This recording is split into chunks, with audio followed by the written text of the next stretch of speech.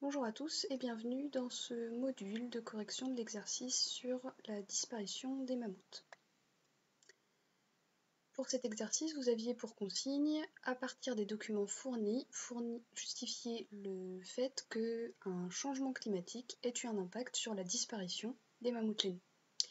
Deux éléments étaient donc à traiter dans cette partie. Dans un premier temps, le changement climatique et ensuite la disparition des mammouths laineux. Donc c'était deux parties qu'il fallait combiner dans votre rédaction. Première chose, vous aviez un document avec un graphique, une photo et un petit texte. Alors première chose qu'on fait quand on a un document, c'est évidemment de lire le titre, donc variation de la température d'après les prélèvements glaciaires. Dans le texte, on nous dit « La population des mammouths laineux a commencé à régresser il y a 10 000 ans et s'est éteinte il y a 3700 ans sur l'île de Wrangler, en Sibérie. Cette disparition serait due à un changement climatique. » Serait due, donc du conditionnel, donc là on émet une hypothèse, on pense qu'ils ont disparu à cause d'un changement climatique. C'est ce qu'on va essayer de comprendre dans cet argumentaire. En ordonnée dans le graphique, on a l'écart de température par rapport à la moyenne actuelle, donc en degrés.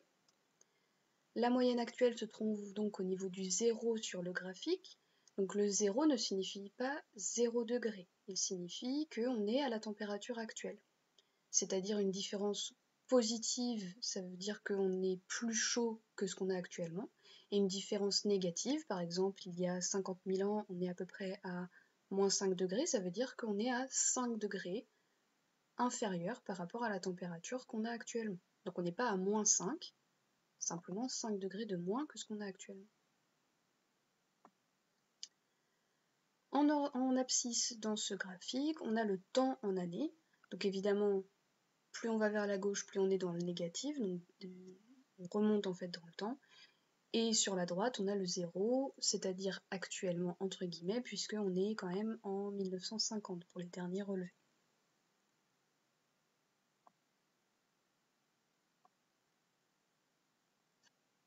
Deux dates vont être importantes dans ce graphique. On nous dit que la population a commencé à régresser il y a 10 000 ans. Donc il va falloir placer 10 000 ans sur ce graphique. Alors on a 25 000 ans qui est facile à placer. On peut placer du coup 12 500 ans, c'est-à-dire environ la moitié, et donc un petit peu avant 10 000 ans. On procède de la même manière pour 3 700 ans. On va le placer à peu près ici.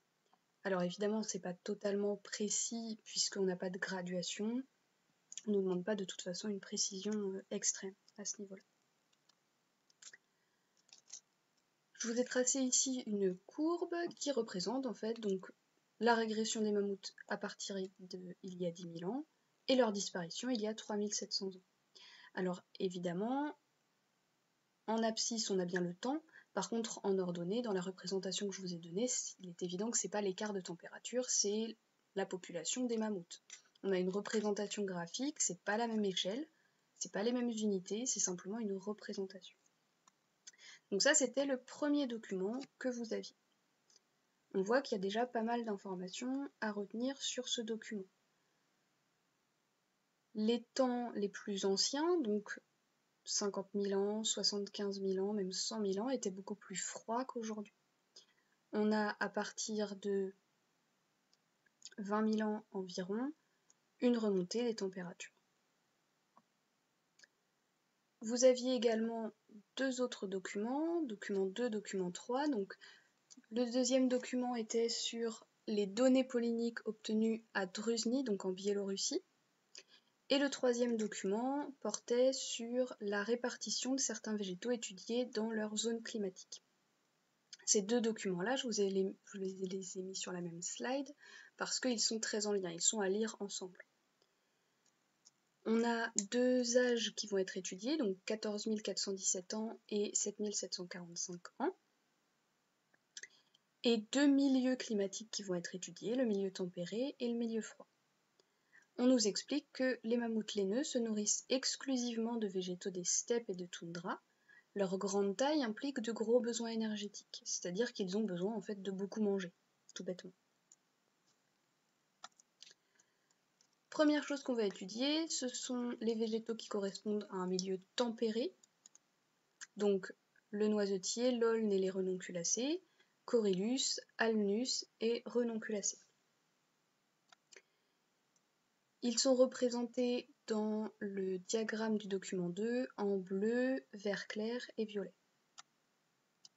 Je vous les ai placés tous en rouge. On voit qu'il y en avait très peu il y a 14 417 ans, et il y en avait beaucoup il y a 7 745 ans. Là, on procède de la même manière que pour l'activité qu'on avait fait avec le comptage des pollens sur Mesurim. On a beaucoup de végétaux qui correspondent à un milieu tempéré il y a 7745 ans.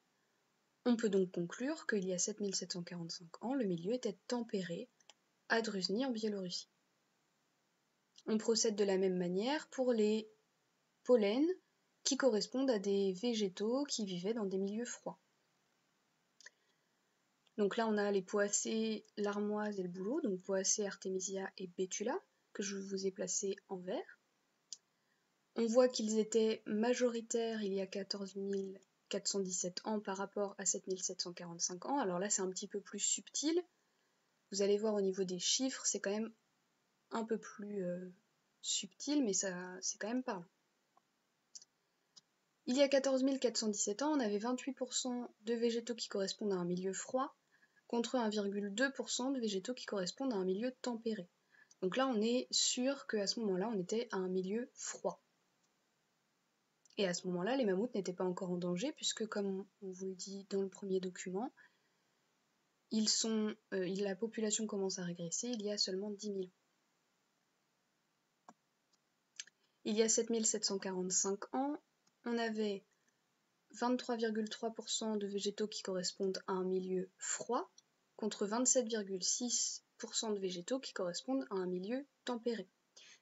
Les chiffres sont un peu plus subtils, il y a un peu moins de différence entre les deux, mais on peut quand même conclure qu'on est sur un milieu qui est plutôt tempéré. Tempéré froid, mais tempéré quand même. Et surtout, on a moins de végétaux disponibles pour la nourriture des mammouths laineux. On vous dit qu'ils ont de gros besoins énergétiques, donc si on passe de 28% de nourriture disponible pour eux à 23,3%, ça risque de poser souci. Ce qu'on peut faire, c'est placer les deux âges dont on a parlé, donc 14 417 ans et 7 745 ans, sur le graphique du document 1. Alors, de la même manière que tout à l'heure, je les ai placés approximativement, puisqu'on n'a pas de graduation qui nous permette d'être très précis. Ce qu'on peut voir en tout cas, c'est qu'en rouge, donc on a l'âge 14 417, on est beaucoup plus froid que l'âge qui est noté en vert, 7 745. Ça revient à ce qu'on a là. On est beaucoup plus froid il y a 14 417 ans qu'il y a 7 745 ans. Donc les deux documents viennent compléter les informations qu'on a. On va pouvoir maintenant répondre à la consigne qui nous était posée. À partir des documents fournis, justifier le fait qu'un changement climatique ait eu un impact sur la disparition des mammouths laineux. Dans un premier temps, évidemment, on fait un brouillon. C'est un petit peu ce que j'ai fait là en vous détaillant chacun des documents, donc on va simplement reprendre les informations. Ça, normalement, sur un écrit, ça se fait en même temps que l'étape que je viens de faire, évidemment. On ne fait pas le travail en double, on perd du temps sinon. Donc on a noté l'augmentation des températures qu'on a vu dans le document 1. Donc environ 4 à 9 degrés de moins qu'aujourd'hui il y a 20 000 ans, environ 2 degrés de moins qu'aujourd'hui il y a 10 000 ans, et environ la même température qu'aujourd'hui il y a 3700 ans. On a noté aussi la composition végétale donc dans les documents 2 et 3 qui passent de majoritairement froid il y a 14 417 ans à majoritairement tempéré il y a 7 745 ans. Et on note la régression des populations de mammouths à partir de 10 000 ans et leur disparition il y a 3700 ans, qu'on met en lien avec ce qu'on a vu juste avant ici, c'est-à-dire le changement de composition végétale disponible pour l'alimentation des mammouths qui passe de 28% à 23,3%. On va maintenant pouvoir passer à la rédaction. Au cours des 15 000 dernières années, le climat terrestre a évolué et est devenu plus chaud.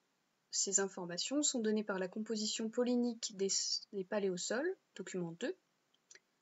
En effet, un sol biélorusse daté de 14 417 ans présente une richesse de 28% de pollen de poacée, bouleau et armoise associés à un climat froid.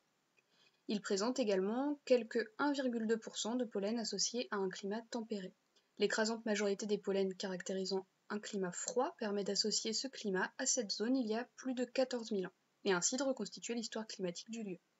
On note également qu'un sol de la même zone, daté de 7 745 ans, présente lui une majorité de 28% de pollen de noisetiers, aulnes et renonculacées, associés à un climat tempéré.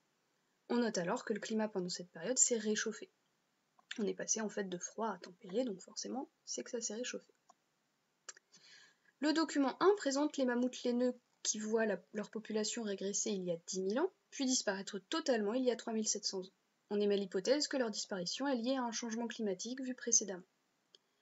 Le graphique 1 met en évidence qu'entre moins 100 000 et 20 000 ans, la température était inférieure à la moyenne de 4 à 9 degrés par rapport à celle d'aujourd'hui. Depuis 12 000 ans, la température estimée d'après les prélèvements glaciaires est très proche de la moyenne actuelle. L'étude polynique du paléosol biélorusse a permis de déterminer la composition végétale du lieu. Il y a 14 417 ans, la végétation est dominée par les arbres, dont les pins. On trouve également les végétaux dont se nourrissent les mammouths, bouleaux, poacés, armoises. Ils caractérisent un climat froid et sec. Il y a 7 745 ans, la végétation est plus diversifiée et caractéristique d'un milieu forêt mixte, donc feuillu et conifère, témoignant d'un climat tempéré aux hivers froids. Les végétaux consommés par les mammouths sont donc moins présents. On peut donc conclure qu'un réchauffement global a débuté il y a 20 000 ans, modifiant la végétation présente en Sibérie. Les mammouths laineux ont alors trouvé moins de nourriture, ce qui ne leur a pas permis de remplir leurs besoins énergétiques, et ils ont fini par disparaître. Évidemment, comme d'habitude quand on fait une réponse argumentée, il y a plein de manières de tourner les choses, il faut simplement que tout soit dit et correctement dit. Ce qui est à retenir de ce travail, c'est dans un premier temps de faire une accroche, une amorce, donc c'est-à-dire vous engagez en fait votre argumentaire. On ne commence pas directement dans le sujet, on fait une petite amorce. Utilisez des données chiffrées. Vous avez des pourcentages qui sont dans les documents, vous avez des âges, donc on les utilise. Ça montre que vous savez utiliser un document, que vous savez tirer des informations du document. Faire des liens entre les documents, ce qui passe nécessairement par faire un brouillon. Là, vous avez vu qu'on a fait beaucoup de liens entre les documents. C'est indispensable pour montrer au correcteur que vous maîtrisez le sujet. Faire des liens avec le cours. Là, on a parlé notamment des pollens, du fait que les pollens pouvaient caractériser un milieu et donc un climat. Ça, c'est des éléments de cours qu'il faut mettre en application là dans l'étude des documents. Évidemment, attention aux fautes d'orthographe, ça fait pas très sérieux, ça fait un peu l'élève qui se relie pas et qui donc a terminé dans la précipitation. Donc vous faites attention à ça. Je vous remercie de votre attention, je vous laisse poser vos questions par école directe si vous en avez, et je vous souhaite une très bonne journée.